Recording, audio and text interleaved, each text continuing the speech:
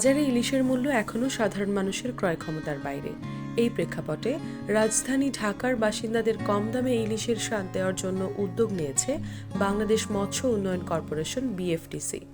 মৎস্য ও প্রাণিসম্পদ উপদেষ্টা ফরিদা আক্তার জানান, এই কর্মসূচির প্রধান উদ্দেশ্য হল জনগণকে সাশ্রয়ী দামে ইলিশের স্বাদ প্রদান করা। প্রচারিত স্লোগান স্বাদে গন্ধে অতুলনীয় ইলিশ কিনে হন ধন্য কর্মসূচিকে আরও আকর্ষণীয় করে তুলেছে।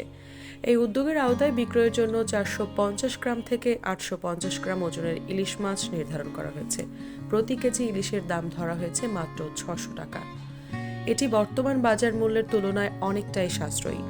আগে এলে আগে পাবেন ভিত্তিতে বিক্রয় কার্যক্রম চালানো হবে এবং এক সপ্তাহের মধ্যে সব মাছ বিক্রি শেষ হবে বলে আশা করা হচ্ছে।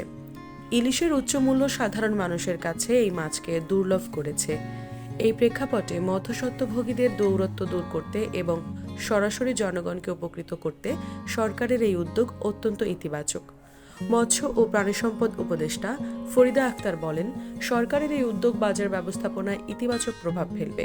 সরাসরি বিএফটিসির অধীনে এই বিক্রয় কার্যক্রম পরিচালিত হওয়ায় মধ্যস্বত্বভোগীদের সম্পূর্ণভাবে এড়িয়ে যাওয়া সম্ভব হচ্ছে।